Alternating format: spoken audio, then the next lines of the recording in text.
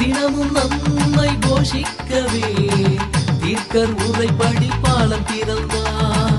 தினமும் நம்மை போஷிக்கவே தீர்க்கர் உரைப்படி பாலம் திறந்தார். இன்று ஒரு வேத வார்த்தை. ஈசா என்னும் அடிமரத்திலிருந்து ஒரு துளிர் தோன்றி அவன் வேர்களிலிருந்து ஒரு கிளை எழும்பிச் செழிக்கும்.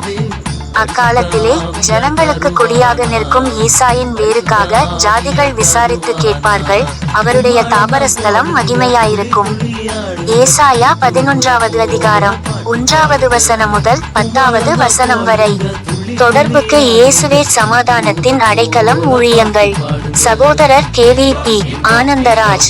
Cell number 9662909971. கர்த்தர் தாமே நம்மை ஆசீர்வதிப்பாராக. ஆமேன். இன்பம் தந்திடும் இயேசு பிறந்தார். இனி இன்னல் என்பது நமக்கு இல்ல. இன்பம் தந்திடும் இயேசு பிறந்தார்.